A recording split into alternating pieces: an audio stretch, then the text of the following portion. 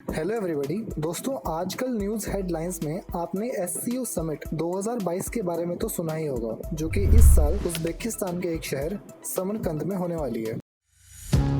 Rapidly expanding and increasingly more in demand, the Shanghai Cooperation Organization is holding its annual summit. Indian Prime Minister Narendra Modi will travel to Uzbekistan for the crucial SCO meeting. Now, the Shanghai Cooperation Organization Summit is all set to take place in Samarkand, Uzbekistan on September 15th and SCO का मतलब है Shanghai cooperation organisation.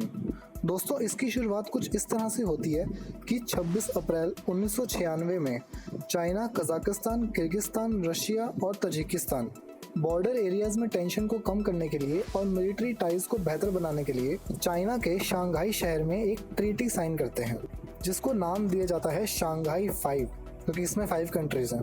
Then 2001 में Uzbekistan भी इस group में शामिल हो जाता है, तभी शंघाई 5 से शंघाई 6 बन जाते हैं। देन उसी साल 15 जून 2001 में ये 6 देश के हेड्स फिर से शंघाई में इकट्ठे होते हैं और फॉर्मेशन करते हैं शंघाई कोऑपरेटिव ऑर्गेनाइजेशन की, जिसे आज हम एससीओ बोलते हैं।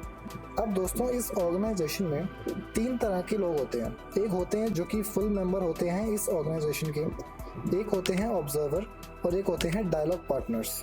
अभी ऊपर जिन 6 कंट्रीज के मैंने नाम लिए, उनके पास फुल मेंबरशिप थी इस ऑर्गेनाइजेशन की। 2006 में आकर इंडिया और पाकिस्तान की एज ए ऑब्जर्वर इस ऑर्गेनाइजेशन में एंट्री होती है। लेकिन दोस्तों, एक ऑब्जर्वर का उतना महत्व नहीं होता कि वो खुद से डिसीजन सुना सके अपना, या वो डिसीजन ले सके इस ऑर्गेनाइजेशन के लिए।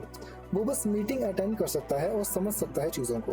लेकिन जब इंडिया ने इसकी फुल मेंबरशिप की अपील करी इस ऑर्गेनाइजेशन के हेड मेंबर्स से, तब सिर्फ रशिया को छोड़कर जितने भी सेंट्रल एशियन देश थे और चाइना इंडिया का विरोध कर रहे थे। और तब ये कारण ये देते थे कि हम एससीओ को और ज़्यादा एक्सपेंड नहीं करना चाहते, हम नहीं चाहते कि इसमें और कंट्रीज ऐड हों। पर तब सिर्फ रशिया था जो इंडिया का सपोर्ट में था।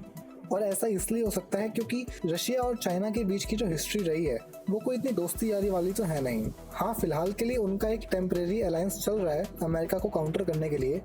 लेकिन आज के टाइम में भी अगर आप देखते हो तो रशिया की बैलिस्टिक मिसाइल्स चाइना बॉर्डर पे हमेशा तैनात रहती हैं। और चाइना के अलावा जो बाकी सेंट्रल एशियन कंट्रीज़ हैं, कजाकिस्तान, उज़्बेकिस्तान, किर्गिस्तान, तजिकिस्तान, इनके पास इतनी ज़्यादा इकोनॉमिकली, स्ट्रेटेजिकली पावर तो है नहीं। तो कहीं ये ऑर्गेनाइजेशन चाइना सेंट्रिक ना बन के रह जाए, इसलिए रशिया ने फुल सपोर्ट दिखाया इंडिया को, ऐसा मुझे लगता है।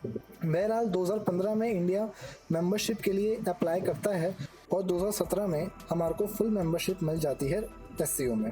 लेकिन जब इंडिया इसके लिए अप्लाई कर रहा था, तब इंडिया का एक बहुत ही पक्का जिगरी दोस्त पाकिस्तान ने भी अप्लाई कर दिया।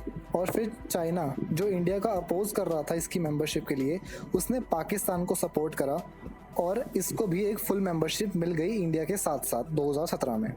अब इंडिया और पाकिस्तान दोनों के ऐड होने के बाद एससीओ बन जाता है वर्ल्ड का लार्जेस्ट रीजनल ऑर्गेनाइजेशन, जो कि 30% कवर करता है ग्लोबल जीडीपी का। तो अब इसके अंदर टोटल 8 मेंबर्स हो चुके हैं। लेकिन ऐसी न्यूज़ निकल के आ रही है कि हाल ही में इसमें एक 9th मेंबर भी ऐड हो सकता है, जो कि है ईरान। बताया जा रहा है कि काफ़ी समय से ईरान और Belarus as a observer participate करते थे इसमें, और इन दोनों ही देशों ने काफ़ी टाइम से अपील भी कर रखी है इसकी फुल मेंबरशिप के लिए। तो हो सकता है कि इस 2022 के समिट के चलते ईरान की इस फुल मेंबरशिप को एक्सेप्ट कर लिया जाए। लेकिन जैसे जैसे ईरान इसका मेंबर बन रहा है, दूसरी तरफ उसने इंडिया को लेकर के अपनी कुछ भावनाएं व्यक्त करी हैं। ईरान ये चाहता है कि जिस तरह से इंडिया यूएस और वेस्टर्न कंट्रीज की बातों को ना मानकर रशिया से ऑयल खरीद रहा है, उसी तरह वे ईरान से भी ऑयल खरीदे। दोस्तों, हुआ दरअसल ये था कि इंडिया जो है वो ईरान से बहुत ही ज़्यादा ऑयल इंपोर्ट करता था 2019 से पहले।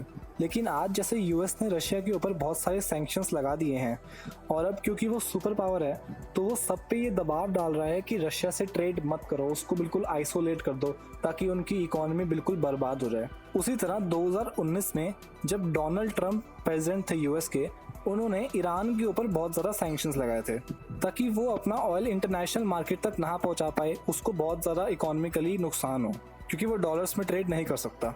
और तब 2019 में यूएस के दबाव में आकर इंडिया ने ईरान से ऑयल मंगाना बंद कर दिया था। पर लेकिन आज के टाइम में अगर आप इंडिया की फॉरेन पॉलिसी देखोगे, तो अब हमारे को एशिया में अपनी इम्पोर्टेंस समझ में आ रही है।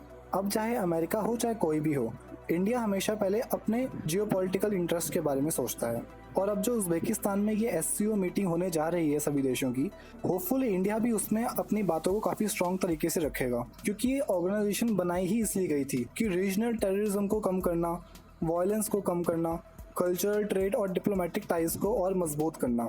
लेकिन जैसा कि आप जानते ही हैं, चाइना और इंडिया का एक दूसरे को लेकर जो बिहेवियर है 1949 के बाद से, वो काफ़ी एग्रेसिव रहा है और एंटी टेररिज्म और पाकिस्तान का तो दूर दूर तक कोई लेना देना है नहीं। तो देखते हैं कि आगे क्या होता है इस मीटिंग में 15 से 16 सितंबर को समरकंद उज़्बेकिस्तान में जो होएगी। तो आज की वीडियो में बस इतना ही। अगर वीडियो पसंद आई तो चैनल को सब्सक्राइब जरूर करना, वीडियो को लाइक जरूर करना। मिलता हूँ आपसे नेक्स्ट वीडियो में, तब तक के लिए सिया, बाय बाय।